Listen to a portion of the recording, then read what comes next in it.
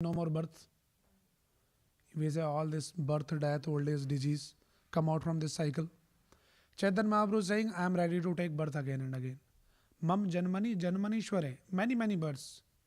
So far, if you allow me, if you bless me, Bhavatad Bhaktir hai tu kitoi. Then my dear Lord, if you give me the opportunity to do ahetuki bhakti, unmotivated, uninterrupted devotional service, if I can do that, then I'm ready to take the birth also. So the pure devotee doesn't even ask for the liberation, the freedom from the cycle of birth and death. But what he is asking is ahetuki bhakti. So that is what is the pure bhakti. So we need to understand carefully, and one should aspire for the pure bhakti, the unalloyed devotional service. That is what is Krishna's message in Bhagavad Gita. We should not settle down anything less than the pure devotion. Okay, I'm going to temple, I'm chanting Hare Krishna, Krishna please give me this, give me that. Yes, we can do that. No problem, nothing wrong. Krishna encourages everyone.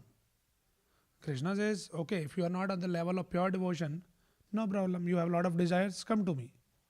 Akama sarvakamava mokshakama udaradi. Tivrena bhakti yogena. So he says, either you are akama means completely free from all the kama, all the desires, come to me. With a pure desire to serve me, you are most welcome. Sarvakam means you have a lot of desires, I want this, I want that, and let me go to Krishna and ask all that. Krishna says, most welcome, come, I can give you that. Right? Akama, sarvakama, and mokshakama. You understand that I should not ask all those desires, but I want moksha. So there are different categories of people. Krishna says, no problem. You come with whatever desire. But what is Krishna's intent is, Krishna would really appreciate if we go as akama, with no other desire to serve Krishna, other than to serve Krishna. That is what Krishna wants us. But otherwise, if we are not on that level of devotion, we can go with all those desires also. Krishna will welcome. But when we read Bhagavad Gita very carefully, we should understand, actually we are not benefited by asking any other thing than the pure bhakti. Because all other things, by nature, they are temporary. Right? Anything you ask in this material world, by nature it is temporary. And it cannot give you the real satisfaction in the heart. Especially the things of this material world. They are not designed to give us the happiness. They can give you the comforts, but not the happiness. So we should very carefully understand there's a difference between the comforts and the happiness. So what is the true happiness can be experienced is only when we are situated in the pure loving devotional service with the Lord. That is when we experience the true happiness. So that is why Prabhupada is explaining here. This is what is the pure devotional service. Now let us talk about what is these four categories of people: Artho, Artharthi, and Jigyasu, and Jnani. So there are different examples are given in the scriptures. In the Bhagavatam you will find of this different category. So the example for Artho, one who is distressed. Who is this person who is distressed in the Bhagavatam? Actually there are many examples. But the famous example which we talk generally is Gajendra. Right? So the Gajendra, who was an elephant, and very powerful elephant, he was the king of the jungle. And he was really very powerful. The description comes when he will walk, and then other animals, including even the tigers, when they will sense that this elephant is coming, they will just run away from there. That was his power. Right? So one time, during his vacation time, like everybody's on vacation now, so elephants also sometimes looks like have some vacations. So with his family, with his many females, many wives, and some small baby elephants, with a whole family, with a whole entourage, he was walking in the Trikut mountain in Ritumat garden. It's a beautiful valley, and there's a beautiful pond. And then he walks in there, and in the pond he goes, and they start enjoying with the family, wife and kids. They're splashing the water and having fun. and all of that. Now he's a very powerful elephant, and because of his playing in the water, there's a lot of disturbance created in the water. And because of that, what happens? There is a crocodile there. And then he got really upset. He says, "Who is this guy who's coming and disturbing my peace?" Right? And then this crocodile inside the water comes and catch hold of the feet of the elephant Gajendra. And this crocodile was also not ordinary, very, very powerful. So initially, the Gajendra did not realize that the power of crocodile, because he was his own pride that I am very powerful, and he was indeed powerful. So he thought, I'll just kick this crocodile and just get away. He tried to do that, but then he realized nothing is happening. And then soon he realized the danger is awaiting. And then he literally got into the fight with the crocodile, and he's fighting with the crocodile, and all the the wives of elephant and all the kids, they're standing there and they're trying to pull him and all that. They're trying their best to save the father, elephant father. And they're crying, and they also realize that we are also helpless now. We can't do. They're simply standing, watching and crying. And this elephant is literally fighting with all his power. And actually it is said they fought for 1000 years. Now these descriptions are beyond our conceptions. But these are in different ages. Those days it was easy to conceive all those ideas. 1000 years, the elephant and the crocodile, they're fighting. And the elephant, who was thinking, I am very powerful, soon he realized my power is not working. We should learn the lesson. We might be sometimes very puffed up, very proud of our powers. But sometime with the will of the providence, will be put in a situation that all your powers will not work, cannot save. People are very puffed up their power, their position, their wealth, their influence. But sometimes something happens in life and you find yourself helpless. That is the reality of this world. So that is what happened with this Gajendra. And he started losing his strength. Reason being, this crocodile is being the animal of the water. He was getting a lot of strength from the water. But this elephant, who was alien to the water, he started losing his strength. And then he became hopeless after 1000 years of fight. Then what to do in that situation? And then suddenly, this Gajendra started calling out the Supreme Lord. Right? He started offering the prayers. And those prayers are celebrated in the Bhagavatam as the famous Gajendra's prayers, Gajendra Moksha. Many of you might be familiar with. So he literally started calling out, praying to the Lord, to the Supreme Lord, and the Lord comes personally on his Vahan, on his Garuda. In the Narayan form, the Lord comes and he released his Sudarshan Chakra. And so first Lord, gave him the hand and he started lifting him up. Sometimes somebody is drowning in the ocean. They throw some ladder and you catch hold of that. And they started lifting him up. But then they realize even this crocodile is still not leaving. So this crocodile is also lifted up, holding still onto the leg. Right? So then Lord released the Sudarshan Chakra. First he cut at the head of the crocodile. First, the crocodile got released. He got liberated. And the Acharyas, they give the commentary, before Gajendra got liberation, crocodile got liberation. Reason is, he was catching hold onto the feet of Gajendra, who was a great devotee. So more than you take the shelter of the Lord, if you take the shelter of a Shuddha Bhakt, a pure devotee of the Lord, chances are much better, and the first priority is you, if you take the shelter of a pure devotee. This is the power of, and that is what actually Krishna also glorifies, that Mad Bhaktya Adhika Puja Adhika. He says, worship of my devotee is better than my worship. Right? So this crocodile got released, and then Gajendra also got liberated. Now there is a background, like somebody should ask the question, these stories are like, Gajendra, the elephant, is praying and all of that. How do we understand that? So there is a background. This elephant, actually in his previous life, he was a king. His name was King Indradumna. Right? So this king was actually cursed by a sage. So one time this king was sitting and trying to do some meditation, and one sage entered into his place, and then he did not realize that the sage has come, and the sage got a little furious. Now somebody should not ask the question, "Hey, what kind of sage he is? If he is also getting angry for such silly things." These are all things which is for the pastime of the Lord, for the Leela of the Lord. So this sage got a little upset, and he cursed him. You are sitting like an elephant, dumb. You are not recognizing my presence. Better you become the elephant. So this king Indradumna became the elephant in the next life. And this crocodile also, there is a story behind that also. This crocodile also, another person, very notorious person, whose name was Hu. Now you might do ha ha, that what kind of name it is. This is the name of that person. So one time one Brahmana was sitting in the water. The sage is on some small piece of stone or something like that.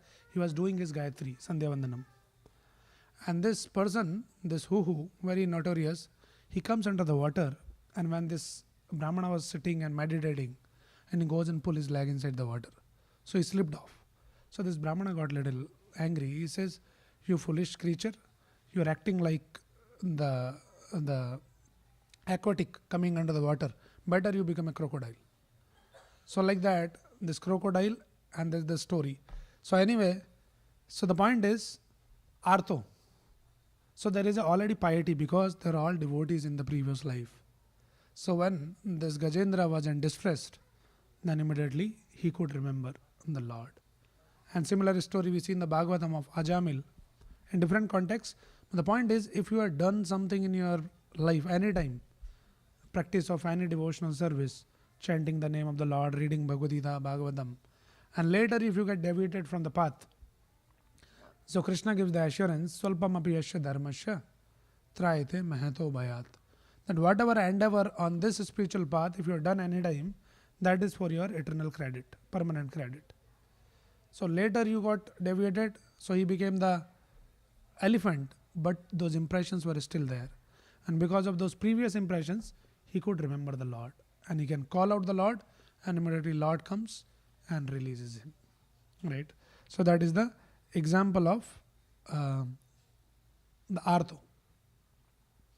Now, Artharthi, those who are the desire of wealth or any material possessions, those who want. Example is given that of Dhruv Maharaj.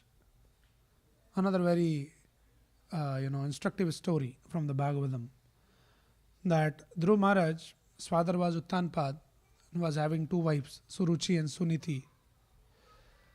So this I think I'm confused between Suniti and Suruchi. So the Dhruv Maharaj was the son of one of the wives, I think Suruchi, if I'm not wrong, but one of them. That's not important. So, and the king actually loved the other wife more. And this Dhruva, the small boy, 5-year-old boy, one time when the king was sitting in the assembly on the royal throne with the other wife who was very dear, and the son Dhruva comes there, and as a small boy, he also developed a desire that I also want to sit at the lap of my father. So he tried to climb on the lap of the father, and immediately the stepmother, the other mother, she says, if you want to sit on the lap of your father, then you have to take birth from my womb, get lost from here. She insulted, the stepmother, she insulted the small 5-year-old boy. Now this 5-year-old boy, generally 5-year kids, they won't understand what is insult and all that. But Dhruv Maharaj was a little mature, and also he was a Kshatriya. So Kshatriyas blood are like that. They take all such things very seriously. How you can insult me like this? So immediately he got offended, and he was angry, furious, and he ran away from there, go to his mother. He said, this is what happened, and now I want to get the bigger kingdom than my father. That is what is my desire is. I want to sit on that throne, and even bigger throne than my father. He did not allow me to sit on that throne. So tell me how to get that. This poor mother, right, what she would say to such demands of a small child. She says, my dear boy, I can't help you in all of that, but the Supreme Lord can help you. If he wish, he can give you the bigger kingdom. She thought, I'll just pacify the boy, just like that. He was very, determined. He says, where is that Lord? And then again the mother has to say something. Mother says, I don't know where the Lord is, but I heard that he is found in the jungles, in the forest. So immediately this Dhruv Maharaj, he left to the forest. He did not listen to anyone. And he all alone, 5-year boy, small boy, he goes to the forest and then very determined to, in search of the Lord. Where is the Lord? I want to meet him, and once I meet him, I'll ask him, give me the kingdom. Artharthi. With that desire he goes to find the Lord. Not to serve the Lord or to do bhakti to the Lord, but want something. And by seeing the determination and that, the conviction, the Narad Muni comes there. And Narad Muni tried to pacify the Dhruv Maharaj. He says, my dear boy, this forest is a very dangerous place. You should not be wandering all alone here. There's a lot of wild animals here. So better you go back and play with your friends. You're too small to do all these austerities and all that. You spend some time, play with your friends and enjoy your life and all of that. And in response to this Dhruv Maharaj says, my dear sage Narad Muni, with all due respect, your philosophy does not tally with my philosophy. If you can guide me how to get the Supreme Lord, please instruct me. Otherwise, leave my way. I'll find myself. So Narad Muni was impressed by this determination of a small boy. And with that, he was very happy and impressed. And then he instructed him and he initiated him into chanting one mantra. And then he says, do this chanting of this mantra, do this austerity, you will get the darshan of the Lord. And this Dhruv Maharaj, very fixed up, very determined, he started following as it is all the instruction received by the Narad Muni. And within 6 months, the Lord personally appeared and gave the darshan.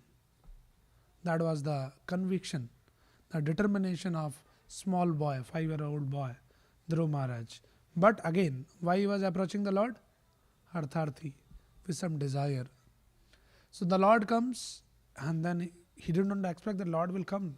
Sakshat, Bhagavan is there in front of you and you can have the darshan. Like we can't even imagine that what will that situation. The Lord is right there in front of you. And then he was kind of spellbound. He couldn't even utter a word. What to say now? How to deal with this situation? What to say? Hello, hi, Hare Krishna. Like you're confused, right?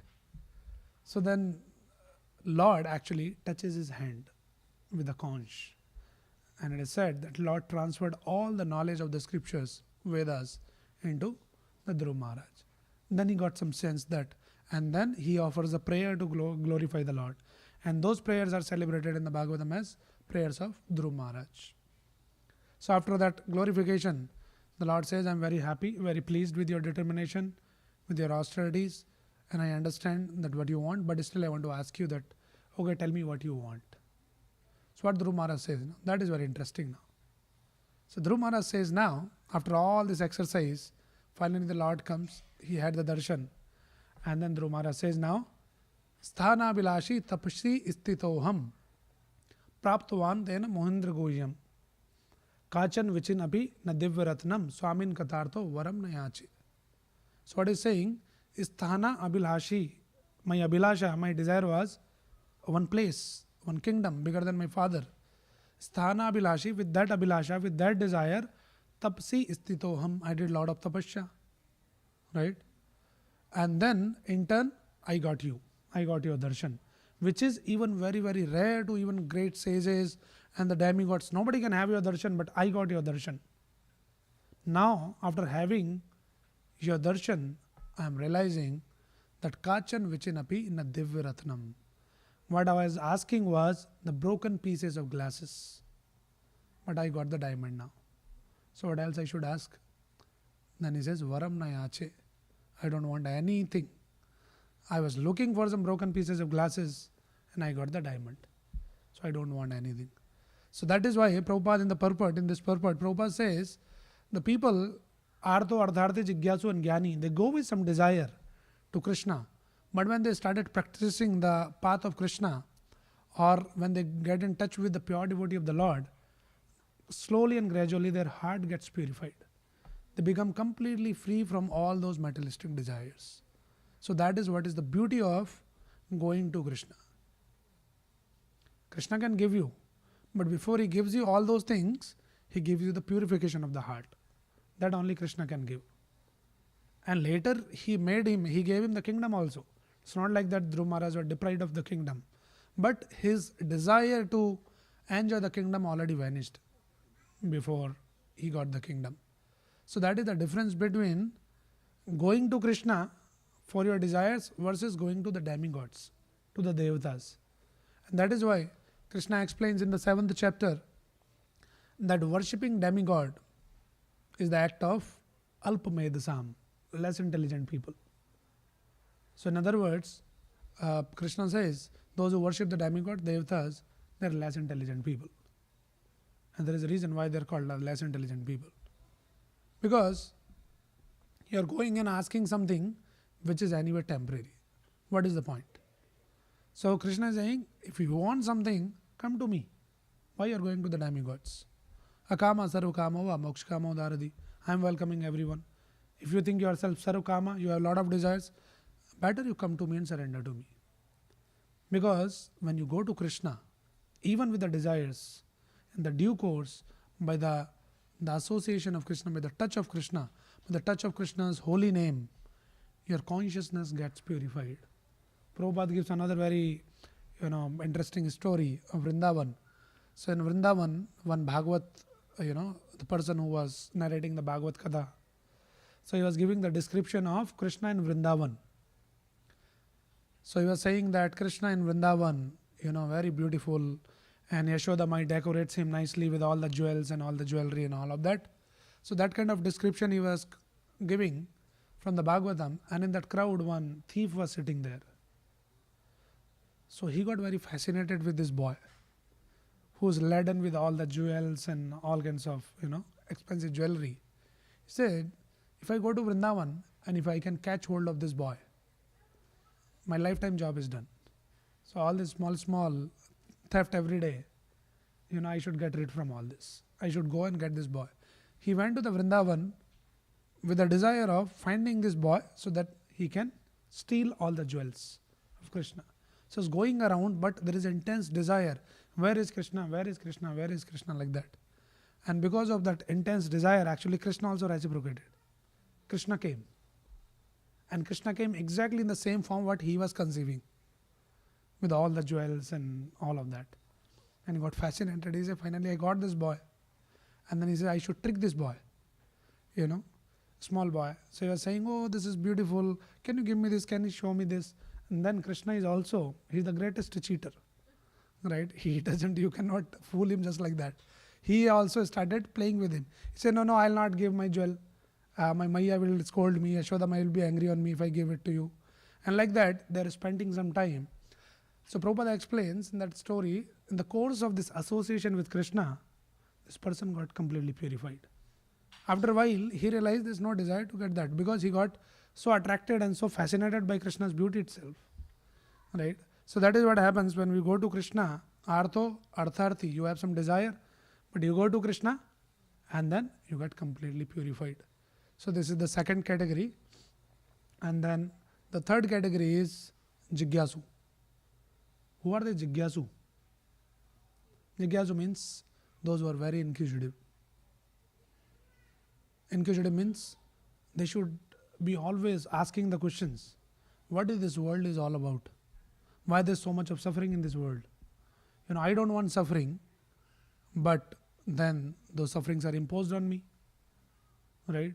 When Chaitanya Mahaprabhu, when Rupa Goswami met Chaitanya Mahaprabhu first time, he fall flat at the feet of Chaitanya Mahaprabhu, and then he glorifies Chaitanya Mahaprabhu. Says, Namo Mahavadanyaya Krishna Prema Pradayate Krishnaya Krishna Chaitanya Namane Gauratu Se Nama. Says, my dear Lord, you are the most merciful. So like that, after that glorification, then he asked the questions. Rupa Goswami, very intelligent, great sage. And he asked the question, the first question he asked is, Ya Chaitanya Mahaprabhu, Kene Ami, Kene Amai, Jake Tapatra. This is in Bengali. So it says, Kene Ami, who who am I? Number one. And then, what is the purpose of my life? And जाके तापत रहे, why I am suffering these threefold miseries?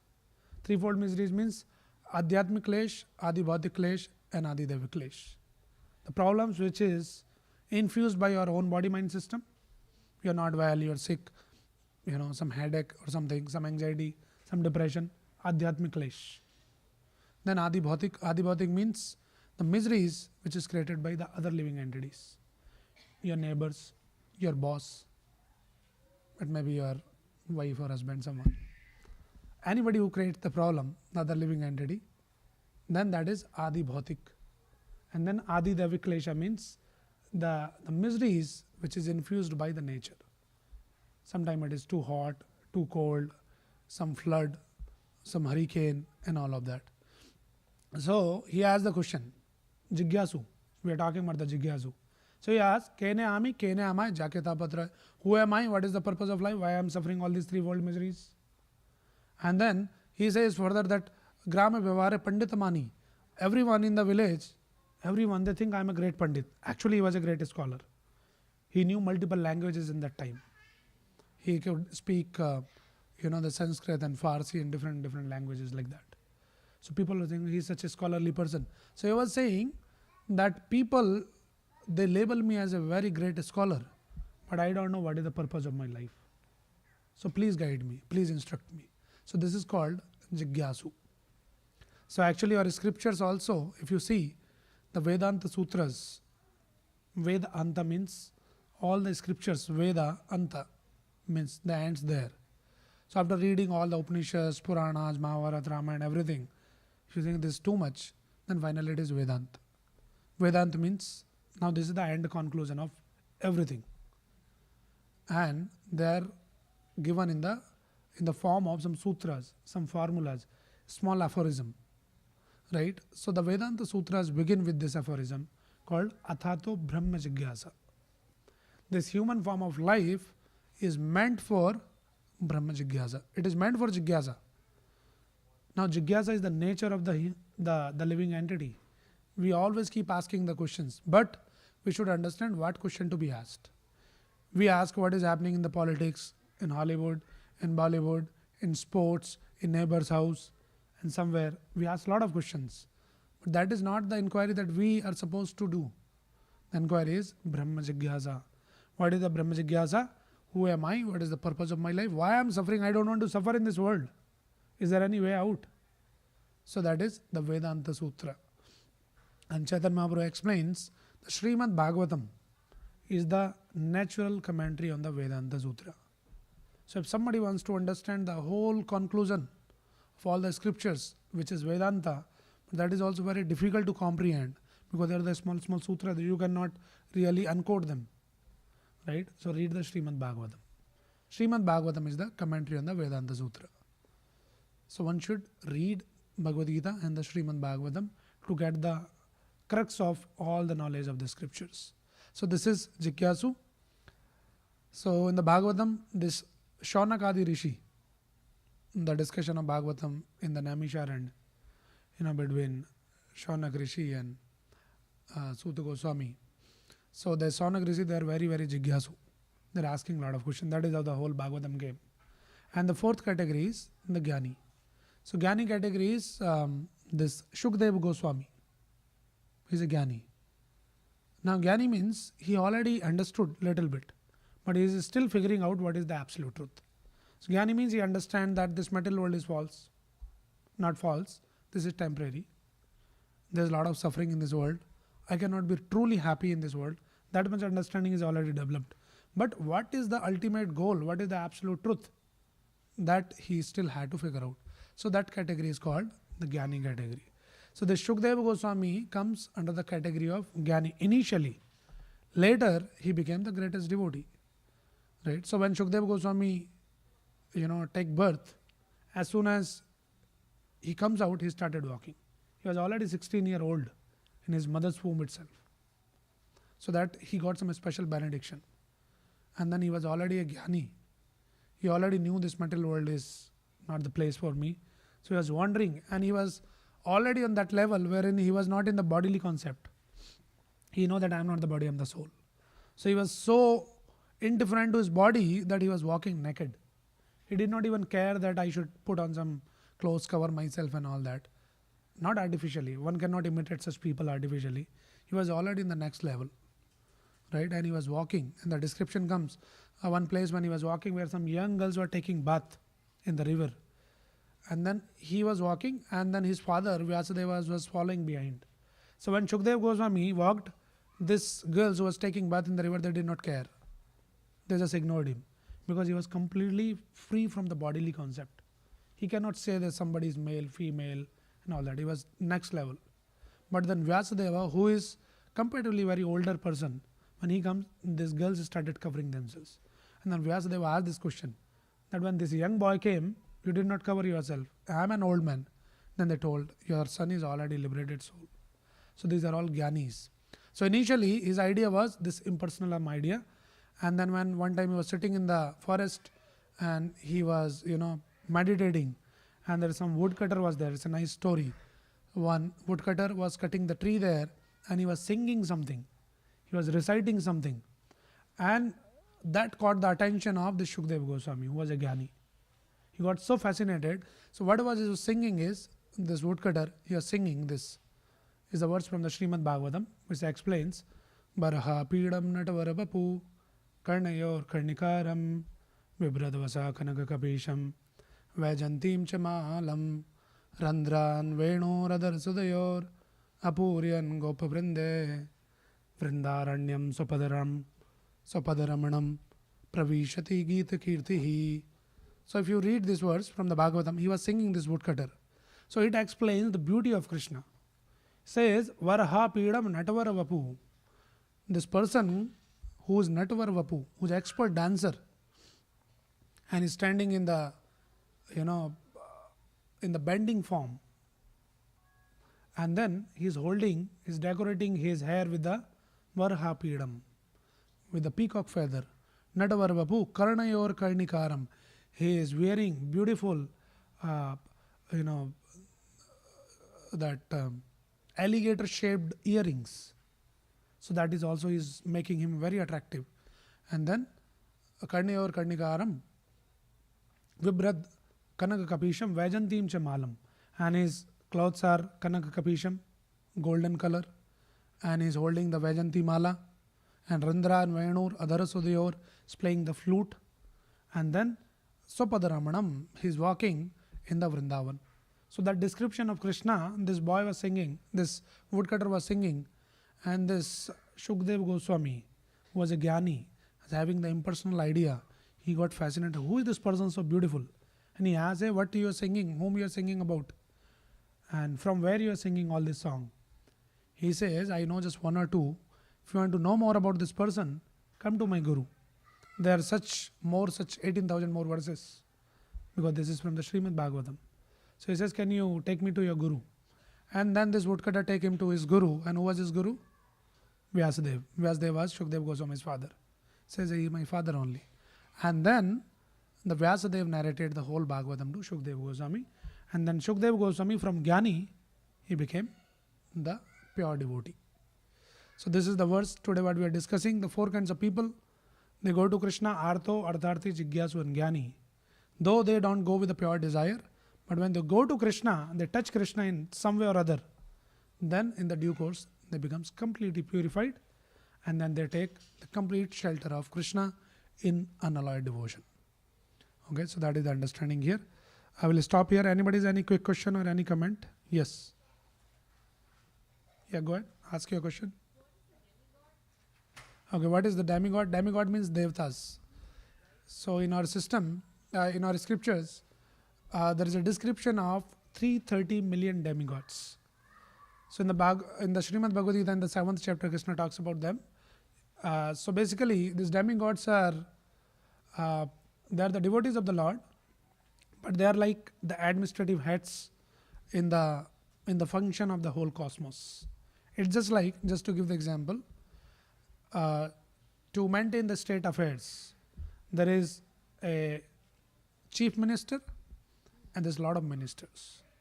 So chief minister means he's the chief person, and there's a lot of departments: water, supply, electricity, education, and all of that. So different people are in charge of all that. Yes. So all these devtas, they are actually in charge of various departments. Like we call Surya Devta, he's in charge of heat and light department. There should be sufficient heat and light. Then Indra Devta, water also needed, water supply, like that. Right. So Ganesh ji, thoda buddhi, some intelligence, so like that.